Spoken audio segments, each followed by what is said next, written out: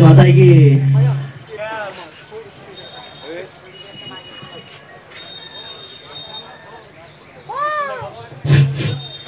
মেয়ে দেখেছি কত যে বিহা হয়নি তো বুঝে ঘুরে ঘুরে মরি রাত দিনে ওহো বিহা করব কেমনে ভাবি বসে আনমনে কপালে কি যে আছে কে জানে রাস্তাঘাটে কত যে আমি কারেন্ট চলে গেছে নাকি মেয়ে দেখেছি প্রতিদিনই আসসালামু আলাইকুম বিয়া করবো না লজ্জা লাগে আপনারা সবাই কেমন আছেন ভালো আমি কেমন আছি আপনারা জিজ্ঞেস করবেন না কেমন আর থাকা রে ভাই যার জীবনে একটা প্রেম নাই ভালোবাসা নাই বউ নাই বিয়ে নাই তার আবার ভালো থাকা তো আমি বললাম ভাই বউ পাগল লিখুন বুঝেছেন মানে এটা কিন্তু আমার বাপ মার দেওয়া নাম লয় আমার বাপ মার দেওয়া নাম হচ্ছে লিখুন আর আমি এই যে বিয়া করার লাগে বউ দেখতে দেখতে 100 উপর বউ দেখে ফেলেছি তারপরও বিয়া হয়নি বুঝেছেন আর এই কারণে এই পাড়া প্রতিবেশী আমাকে আদর করে সহায়ক করে বহু পাগল লিখন খেয়ে থাকে যাই হোক এক বন্ধুকে কইছি যে আচ্ছা দোস্ত কয়া তো ওই বিয়া করতে যাবো তো প্রেম করে বিয়া করা ভালো না পছন্দ করে বিয়া করা ভালো আরে বোকা প্রেম করে বিয়া করলে তো নিজের প্রেমিকাকে বিয়া করতে হয় আর পছন্দ করে বিয়া করলে অন্যের প্রেমিকাকে বিয়া করতে হবে ভাবলো যে তার নিজের জীবনে তার প্রেম টেম হলো না তো ওই অন্যের প্রেমিকাকে একটা পছন্দ করে বিয়া করি এক ভাই বউ দেখতে গেছি বুঝলেন তো বউ দেখতে যে চুপচাপ বসে আছে তো ওই বহু সদস্য আর কি শালিকাও ঢুকলো তো দেখাই মনে হলো যে এখন তো সবকিছুর সাথে ফ্রি চলছে তো এটা আবার বহুর সাথে শালি ফিরে দিবে নাকি সব বসলো তো বউ শালিকাকে বলছি আচ্ছা ওই আচ্ছা ওই তোমার বোনের কি কি গুণ আছে একটু কও তো এই দেখেন ভাই আমার বোনের চোখ দুটা একবারে পুরাই ডুগি তবলার মতো বুঝেছেন আর এই যে নাকটা দেখছেন একদম বাঁশির মতো বাঁশি আর কান দুটা দেখেছেন একদম পুরা করতালের মতো বুঝেছেন করতাল আর ওই যে ঠোঁট দুটা দেখেন ঠোঁট দুটা একদম হারমোনিয়ার মতো এটা মায়া না বাদ্যযন্ত্র মাইরি যাই হোক আচ্ছা ঠিক আছে সবকিছু তো ঠিক আছে তো এই একটু আগে যে ঘরের ভিতর থেকে ঢোলের আওয়াজ হচ্ছিল কি যে কয়েন না আপাতত তখন আমার সাথে কথা কইছিল একবার ভাবেন ভাই এই কি কণ্ঠ মারি সেই মেয়েকে যদি বিয়ে করা যায় তাহলে মানে তো ওই যে রাতের বেলা যদি ফুসুর ফুসুর করেও কিছু কয় তো সারা পাড়া মধ্যে তো ঘুম ভেঙে যাবে জি ভাই এই মেয়েকে বিয়ে করা হলো না চলে গেল আরেক বাড়ি তো আরেক বাড়ি যে বসে আছি চুপচাপ চখমে ভাই বুঝলেন যেমন দেখতে সাদা তেমন ফসা আর নাক কানতে শুরু করে ব্যাপক সুন্দর মানে একবারে ফিটেস মেয়ে যাকে কয় ফিটেস বুঝেছেন হ্যাঁ হ্যাঁ ফিটেস তো যাই হোক আচ্ছা ঠিক আছে তোমার সবই তো সুন্দর তো একটু মাথার চুলটা দেখি মাথার চুলটা দেখে বলছি ও বাবা মাথার চুলটা তো দেখছি আরো সুন্দর তখন ছুরি কি কইছে জানে টাটু তেল দিনি তেল দিলে আরো টু টু টু টুন্ড লাগতো মানে কোন সময় যদি একবার আমাকে আই লাভ ইউ কয়ে তো আই পড়ে থাকবে এখানে লাভ যাবে চাবায় নগন আর ইউকে তো নাটক থেকে ঢুড়ে আসতে হয়েছে যাই হোক ভাই এই বাড়িতে বিয়া করা হলো না তো ওই একবার এক ঘটক আমার বিয়ার প্রস্তাব লেছিল বুঝলেন ওই যে ছুরি কি জানে নামটা জি আরে ওই তো মনে পড়ে না আরে কাফরিনা কাইট তো এই কাফরিনা কাইটের সাথে আর বিয়ার প্রস্তাব লেছিল তো আমি কিন্তু না করে দিয়েছিল কহেন দোকানে আরে ছুরি এত সাদা যে রাতের বেলায় যদি লাইট বন্ধ করে শুধু না তো সারা গছে জোনা খেয়ে থাকবে জি তো জামা কাপড় কই থাকবে তো কোন যে ঘটক কইছে চাচা বয়স তো অনেক হলো এবার অন্তত বকে বিয়া শাদিটা করে ফেলো আরে চাচা কি যে কহেন না এই এখনো যদি রাজশাহী কলেজের সামনে দিয়ে হাঁটি তো মেয়েরা পিছনে পিছনে ঘুরে বুঝেছে এমনি কি ঘুরে মাথার পাকা চুল খেলা তোলা লাগে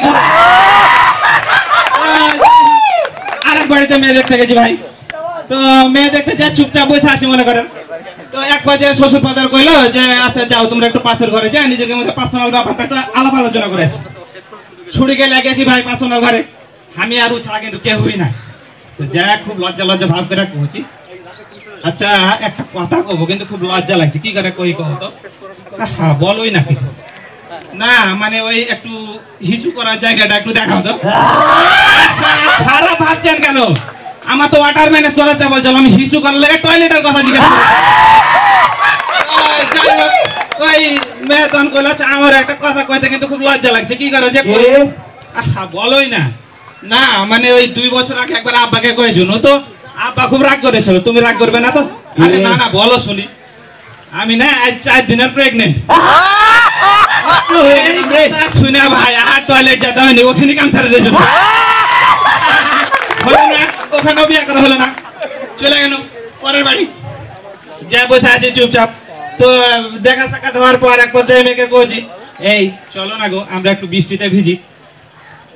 ওয়াও তুমি কি রোমান্টিক? না মানে আসলে রোমান্টিক ব্যাপারটা না, ব্যাপারটা হচ্ছে যে বৃষ্টিতে ঠিক না বুঝলে বোঝা যাচ্ছে না যে তোমার ভিতরে কি আছে। খারাপ ভাবছেন কেন? না মানে যে পরিমাণ মেয়েটা মেকআপ করেছিল, বৃষ্টিতে না ভিজলে ঠিক বোঝা যাচ্ছিল না যে তার ভিতরে চেহারাটা আসলে কেমন। কথা শোনার পর তার পরিবারের লোকজন আসলে আমাকে মানে ধোলা টোলা দিয়ে বাড়ি থেকে বের করে দিল। বাবার কাছে এসে হাজির, বাবাকে বলতে শুরু করলাম, তিরিশে দিছি পা আর কবে বিয়ে করবাম, লেট করলে হবে দেরি, কবে গোলা পান বানাইতাম, ঘুম আসে না ভালো লাগে না বেকায়দা ব্যারাম, আমায় বিয়া দাও বিয়া দাও বিয়া দাও বাজার, আমায় বিয়া দাও বিয়া দাও বিয়া দাও বাজার। আসসালামু আলাইকুম। আজকে ভাই কিন্তু বউ দেখতে যাচ্ছি, তো সবাই আপনারা আমার জন্য দোয়া করবেন, বুঝলেন? আর আজকে আমার এই মানে নতুন এটা কেমন হয় অভিজ্ঞতাটা, এটা কোন অন্য সাথে মানে শেয়ার করবো আপনাদের সাথে। আসসালামু আলাইকুম।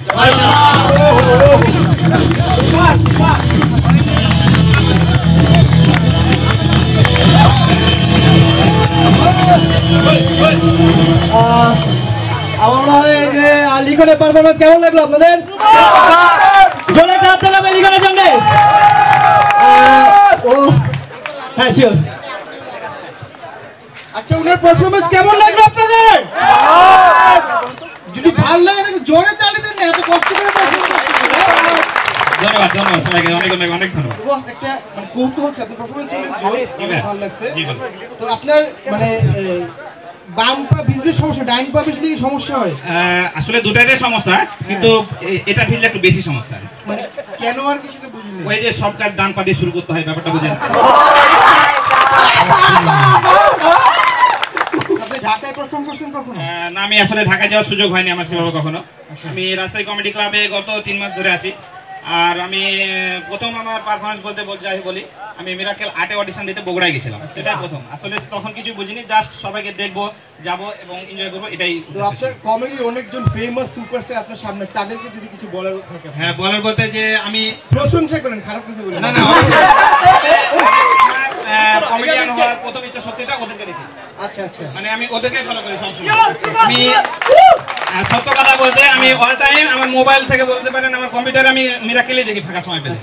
বা মানে আর কিছু দেখেন না তো? হ্যাঁ না আর কিছু দেখা হয়। আচ্ছা জোস। তো আপনাদের কেমন লাগলো না পারফরম্যান্স? আসলে ভীষণ ভালো, ভীষণ ভালো। এই যে ফার্স্ট টাইম আমি ওকে দেখলাম, মানে অসাধারণ। আমি প্রথম ভাবছি যে জামাই সাজে আসছে, মানে কি বলবো না বলবো, কিন্তু আমি দেখলাম যে অনেকগুলো মানে হিউমার ছিল, লাইন ছিল, এবং তার বডি ল্যাঙ্গুয়েজ খুব ভালো। সুতরাং আমি আশা করছি রাজশাহী থেকে আরো এরকম অনেকজন থাকবে। কি থাকবে তো? আরো জোরে কি বাবা, আরো জোরে। Thank you. যদি পিছনে সবাই বোবা, হ্যাঁ কি হলো ব্যাপার না। এই পরশ তুমি কিছু বলো। আসলে রাজশাহীতে আমি গত মাসে আরেকবার আসছিলাম, আপনাদের সামনে পারফর্ম করার সুযোগ হয়েছিল এবং লিখন ভাইয়ের পারফরমেন্স দেখার সুযোগ হয়েছিল। সো আমার কাছে যে জিনিসটা লাগলো যে ভ্যারাইটি, আমি কিন্তু তখন ওনাকে এই ক্যারেক্টারে দেখিনি, এবং আজকে উনি যে ক্যারেক্টারটা করছে সেটা আগের চেয়েও মাস বেটার, কন্টেন্টও খুব ভালো, এবং আশা করব রাজশাহী থেকে এবার আমরা অনেক ভালো ভালো কমেডিয়ান পাবো। এখন রাজশাহী থেকে কত ভালো কমেডিয়ান পাবো সেটার দায়িত্বটা কিন্তু একমাত্র আপনাদের উপরে। একমাত্র আপনাদের উপরে। কি ভালো করে ফাটা দিতে পারবেন তো? কি ফাটাবে এটা একটা প্রশ্ন। তার আগে আমি একটা ভোটিং করতে চাই, ঠিক আছে? আপনারা অনেস্টলি বলবেন এই দুইটার মধ্যে কোন টুপিটা সুন্দর। আমি ভোট চিৎকার করে বলবেন এইটা কার কার ভালো লাগছে। রাসেল ভাই আমি আন্তরিকভাবে দুঃখিত, বিনা প্রতিদ্বন্দ্বিতা ওটা জিতছে। এইটা কার কার ভালো